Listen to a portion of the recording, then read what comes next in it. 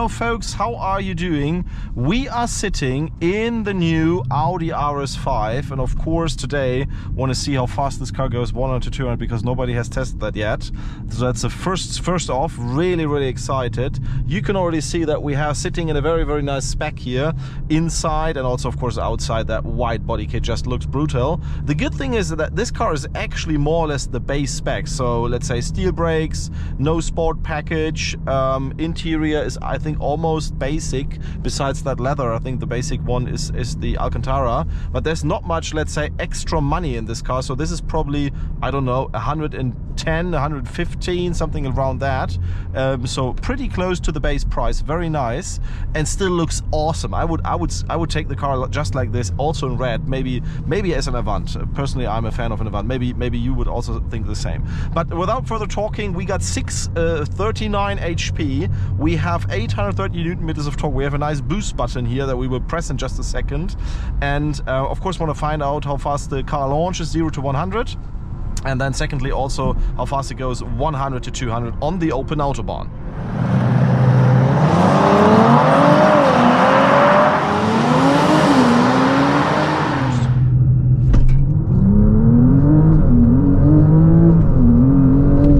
Yeah, 3.7 seconds, totally flat. So we're now entering the Autobahn. Let's see how fast this car goes 100 to 200.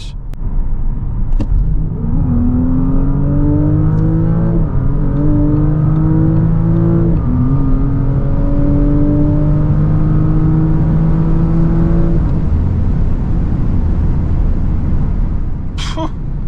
7.9 seconds. I have to say a tiny bit of correction needs to be in there, but let it be 8 seconds dead, or a low 8. That's honestly quicker than I expected, because that's more than a second faster than the 25 year special edition RS4 predecessor. One more run with boost button now, 100 to 200.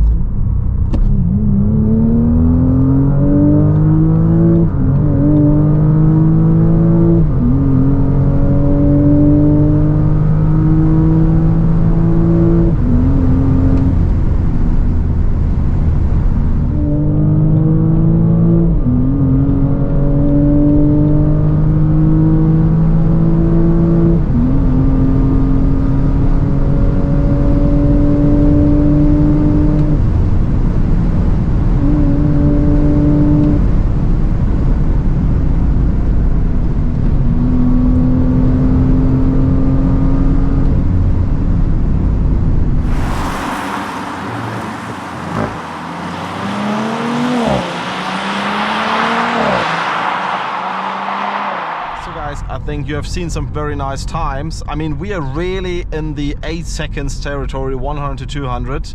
That means we are about, let's say, a second faster than the 25 years edition RS4 predecessor. And we are also, let's say, not that much slower than, for example, an M5, which is also a hybrid. But that car has 730 HP, 1000 Newton meters and a V8 in it. That's only about a second difference, I would say, between this RS5 and the M5 that we have tested.